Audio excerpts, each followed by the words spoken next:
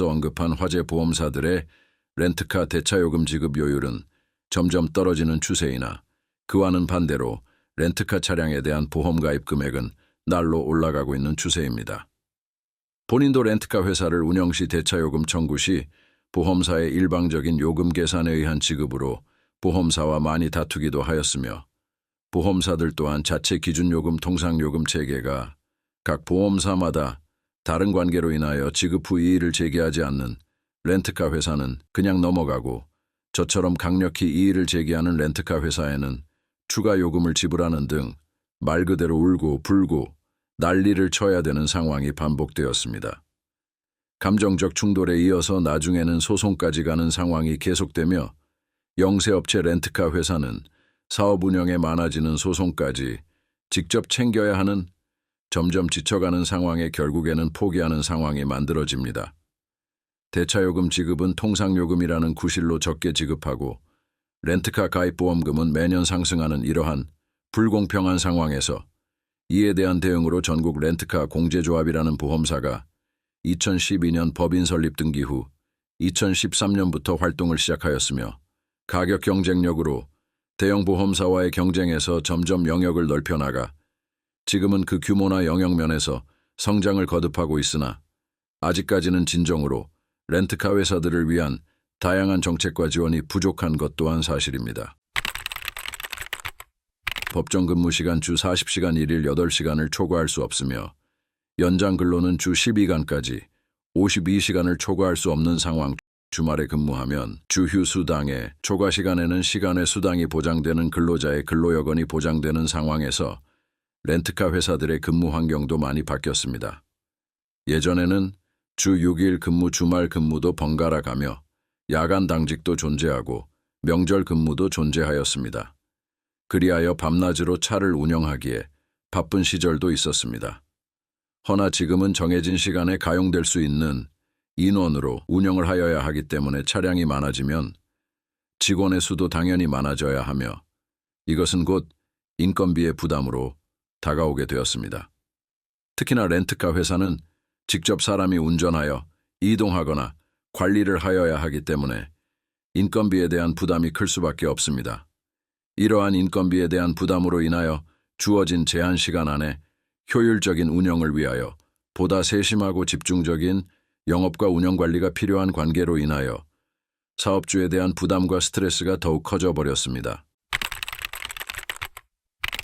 인건비 다음으로 정말 자잘하게 많이 들어가는 비용들이 있습니다. 사무실 임대료, 영업비, 주차비, 세차비, 유류비, 각종 보험료, 각종 공과금, 각종 통신요금, 차량관리비, 직원 식대 및 잡비 등과 매월 고정적으로 지출되는 큰 금액으로는 급여, 그리고 가장 큰 차량 할부금 등이 있습니다.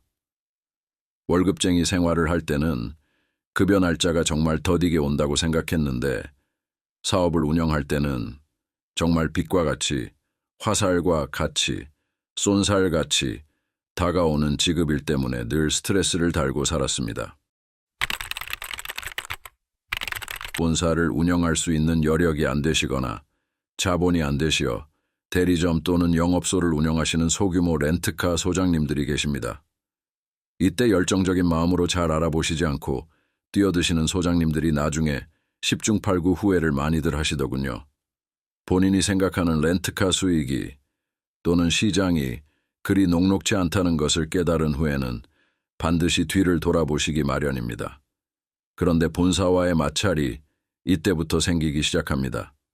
정산시 각 대당지 임료, 할부 분기별 보험료, 거기에 세금 등이 본인이 생각하기에는 너무 많다는 것이지요. 이것은 처음에 렌트카 회사를 선택할 시 정말 주의 깊게 조심히 잘 알아보셔야 하는 부분임에도 불구하고 장밋빛 미래를 그려주는 본사의 설명과 내 차가 한 대가 아니라 여러 대가 생긴다는 부푼 희망, 그리고 로망 등이 내 판단력에 엄청난 장애를 일으키며 잘 알아보지 못한 커다란 대가를 지급하여야 한다는 것입니다. 이것만이라면 다행입니다. 열심히 영업을 하여 매월 지정된 날짜에 수익 정산을 해줘야 함에도 불구하고 본사가 자금에 여력이 안 되어 지급이 안 되거나 또는 차일피일 미루거나 또는 정산과 내가 지급한 차량 할부금 보험료 등을 본사가 제때 납입을 하지 못하여 차량 운행이 정지되거나 운행 불가 상태에 빠지는 영업소장님의 경우도 종종 보았습니다. 이럴 경우 본사가 깡패라고 모든 차량은 법인 본사에 속해 있기 때문에 이로 인한 손실은 영업소 소장님이 모든 손해를 감수해야 하는 상황이 발생하기도 하며 본사에 가해진 압류를 피하기 위해 차량을 숨겨놓으신 소장님이 횡령 배임으로 고소를 당하는 상황도 보았습니다. 만약 당신이 이런 상황에 접한다면 정말 순식간에 내가 투자한 차량들이 하루아침에 모두 사라지는 기가 막힌 상황을 접할 수도 있습니다. 물론 이것은 정확히 먼저 짚고 넘어가자면 앞서 언급한 렌트카 회사들 간의 과도한 경쟁으로 인한 악습이 탄생한 것이라고 해도 과언이 아닙니다. 그 대표적인 악습 중에 하나가 바로 커미션 영업입니다. 차량의 보유 신속한 배차, 그리고 고객 감동 서비스, 이러한 마인드로 경쟁하는 것이 아니라 이것들은 당연히 갖추고 해주어야 하는 덕목이 되었고 다른 렌트카 회사들보다 시장 선점에 있어서 가장 빠른 우위와 영향력을 가지는 방법으로서 영업 방식에 지금까지도 적용하고 있는 것이 바로 조건부 커미션인 것입니다. 피해 차량이 카센터나 공장으로 들어오면 카센터 사장님이나 공장 관계자가 차량의 수리기간 동안 대차 서비스를 사고 차량 고객에게 안내나 유도를 하여 렌트카 회사에 연락을 주면 렌트카 회사는 차량을 제공하는 대차 서비스를 하여 주고 보험금을 청구하여 지급된 금액의 부가세를 제외한 금액의 적게는 15% 많게는 20%의 금액을 수고비 명목으로 지급해 주는 것이 관례로 자리 잡았습니다. 그러하면서 기존에 이러한 방식을 하지 않던 렌트카 회사들마저 이제는 이러한 방식을 취하지 않으면 영업이 안 되기에 어쩔 수 없이 이러한 방식으로 영업 방법이 바뀌어 왔으며 오히려 요즘은 카센터나 공장에 영업을 가서 명함을 드리면 여기는 얼마를 주나? 금액을 묻는 것이 자연스러워졌고 이러다 보니 커미션 금액도 자연스레 높아질 수밖에 없어 렌트카 회사의 이유는 점점 더 줄어드는 상황입니다. 이러한 커미션 영업은 정말 넓게 퍼져 있어서 일부 보험사 현출자들과 사설레카들 또한 이러한 커미션을 가지고 경쟁적으로 렌트카 회사들을 비교하여 경쟁을 부추기고 있는 상황이며 심지어는 렌트카 차량의 무상 제공이나 기타 그들의 무리한 요구까지 받아들여야 하는 상황에 이르렀다고 하니 정말 혼탁한 시장이 아닐 수 없습니다. 자, 여러분 간단히 얘기해서 이 정도입니다. 그 외에도 더 많이 하지 말아야 될 이유가 있습니다. 더 듣고 싶으신가요? 그럼 댓글로 요청하세요. 더 들려드릴 수 있습니다. 렌트카 사업 하지 마세요. 정말 후회하십니다.